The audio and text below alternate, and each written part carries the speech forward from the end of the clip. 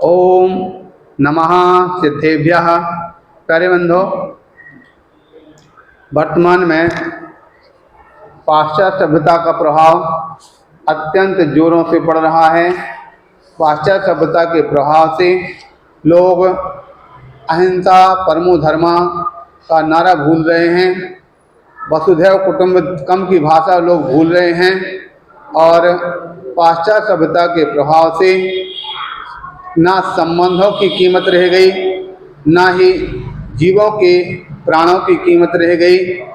आज लोग दिखावा में इतने अधिक हावी हो रहे हैं कि दिखावा के कारण से तो वास्तविकता में जीव दया वाली चीज़ है उसको भूल रहे हैं। एक और जैन सिद्धांत में भी अहिंसा परमो धर्म कहा जाता है, तो दूसरी ओर वैष्णव मत में भी कहा जाता है कि अष्टादश प्राणेषु व्यासस्य वचनद्वयम् परोपकाराय पुण्याय पापाय परपीडनम, अर्थात दूसरे जीवों को दुख देना, पीड़ा देना ये सबसे बड़ा पाप माना जाता है। लेकिन आज वर्तमान में देखा जाता है कि एक और जो अहिंसा परमो धर्मा की जो धारा चलती थी, आज चारों तरफ हिंसा और चीत्कार की आवाज़ गुंजायमान होती है। देखा जा रहा, जब भारत देश आज़ाद हुआ था तो लगभग 100 के अंदर ही बूचड़खाने थे। आज हजारों की तादाद में और कई हजार बूचड़खाने चल रहे हैं, जीवों का घात हो रहा है।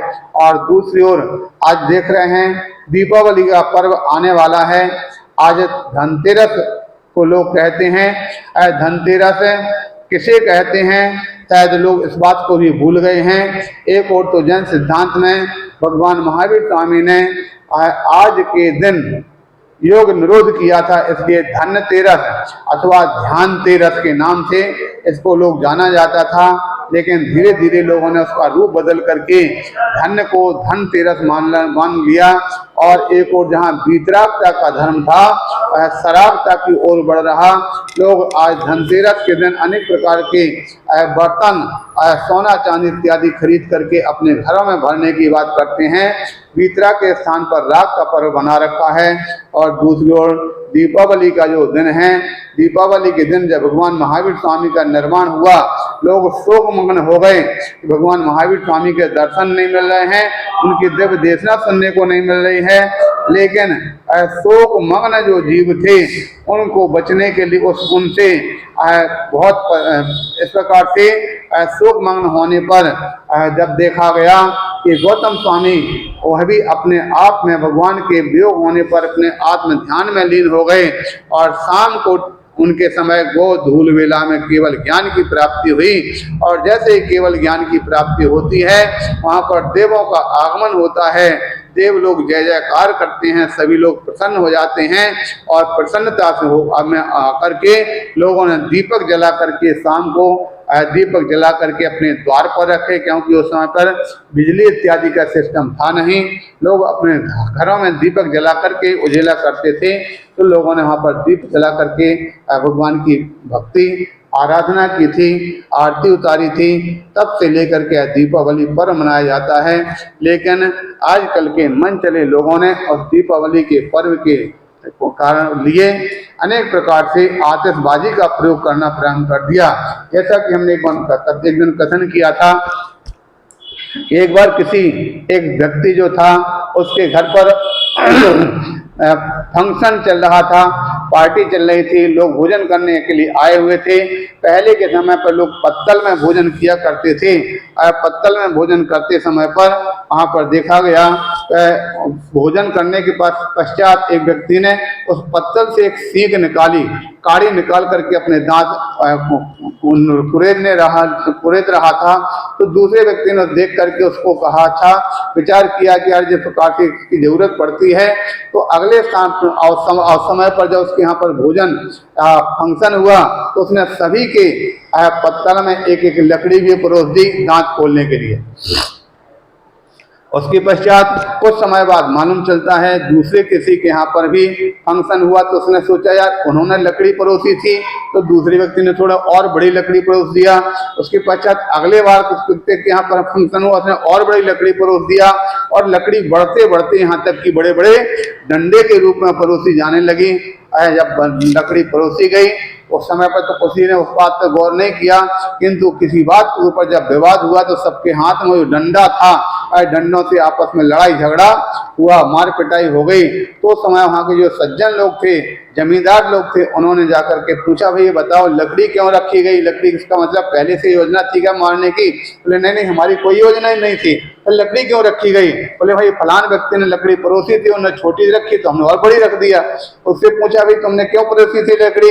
बोले हमको क्या मालूम, उसके पहले वाले ने परोसी थी हमने परोस दिया। उसके पहले अंत में या फर्स्ट वाले पर पूछा गया, पहले वाले से पूछा तुमने लकड़ी क्यों परोसी गई? तो उसने बताया कि भाई हमने यहाँ पर देखा कि हमारे जो सज्जन बुजुर्ग दादाजी थे उनको अपने दांत में कुछ फंस गया था, उसको फंसने पर उन्हें पत्तल से लकड़ी निकाल करके अपने दांत को करवदा था, तो हमने सोचा चलो लकड़ी की जरूरत पड़ती है उसके अपना दांत करवद लिया करेंगे, इसलिए परोसी गई थी।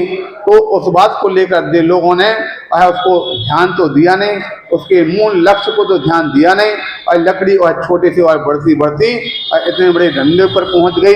शायद इसी प्रकार की स्थितियां कुछ आज पटाखों और आतिशबाजी की हो रही है कि पहले के समय पे जब सबसे पहले भगवान के दीपक से दीपावली मनाते थे, लोगों ने पहले फुलझड़ियाँ छोड़ना प्रारंभ कर दिया। आगे चल करके वो छोटी छोटी चटपट कुछ बच्चों ने तोड़ना प्रारंभ कर दिया। चटपट के पश्चात छोटे छोटे पटाखे चलने लगे, छोटे पटाखों के बाद फिर अनारदाना चलने लगे, दीवार बम चलने लगे। और आज इस प्रकार की स्थितियाँ चल रही हैं कि लोग कई स्थानों पर लोग बंदूक से गोलियां चलाते हैं, तो कई स्थानों पर बड़े बड़े प्रकार के जो पटाखे और आकाशिया छोड़ते हैं, तो यहाँ से ऊपर उड़ करके आकाश में जाता है और उसमें लगी हुई आग कभी कभी तो इस प्रकार की दुर्घटना ग्रस्त कर देती है। एक बार घटना हुई थी, एक आकाशिया बच्चों ने छोड़ा और आकर के किसी के छप्पर के मकान में गिरता है और मकान में आग लग जाती है। नीचे बहुत सारे जानवर बंधे हुए थे, मकान तो जलता ही है, साथ ही साथ वो जानवर भी बेचारे जल करके तड़प करके मर जाते हैं, कोई अजले हो जाते हैं। इस प्रकार से जीवों का घात होता है। कभी कभी पटाखा फोड़ने पर जो फोड़ने वाले हैं उनके भी हाथ जल जाते हैं। और कई बार तो देखा जाता है कुछ शैतान बच्चे जो लोग होते हैं, कभी कभी कोई गाय की पूंछ में बांध देते हैं, कोई कुत्ते की पूंछ में बांध करके और पटाखे फोड़ते हैं। बेचारे और जानवर भयभीत होकर के भागते हैं और डर करके उनको कभी कभी उनके लिए भी उनसे क्षति हो जाया करती है। इस बात को लेकर के हमारी मजाक की बात याद आई। एक बार क्या हुआ, दो बच्चे आपस में बात कर रहे थे। बोले यार हमने तो इतने पटाखे फोड़े, दूसरा कहता हमने इतने पटाखे फोड़े। बोले तुमने क्या किया? तो एक बच्चा बोलता है हमने तो एक आकाशिया छोड़ा था, वो आकाश में गया और जाकर के चांद पे गिरा। तो दूसरे मित्र ने पूछा चांद पे गिरा फिर क्या हुआ? बोले फिर क्या होना था, हमारी पिटाई हो गई। बोले उससे पिटाई का क्या संबंध है? बोले क्योंकि चांद हमारे दादा की थी और दादा की चांद पे गिरा तो दादा ने हमारी पिटाई कर दिया। तो इस प्रकार से कभी कभी इस प्रकार की स्थितियां होती हैं कि पटाखे इत्यादि जो फोड़े जाते हैं उससे दूसरों की भी क्षति होती है और जो फोड़ते उनकी भी क्षति होती है। इसलिए प्यारे बंधुओं, और जो छोटे छोटे जो जीव हैं, कीड़े मकोड़े हैं, उनकी घात तो अनेक प्रकार से होता ही है। इसलिए अपने अहिंसा धर्म का पालन करते हुए, भारत में वसुधैव कुटुंबकम की भावना धारण करते हुए, परोपकार और दया भाव को धारण करते हुए, पटाखा इत्यादि आतिशबाजी न करते हुए दीपक और फुलझड़ियों के माध्यम से, लड़ियों के माध्यम से अपनी दीपावली मनाएं तो निश्चित रूप से अहिंसक दीपावली होगी और हमारे लिए और दीपावली मनाने का सार्थक जो पुण्य लाभ प्राप्त होना चाहिए।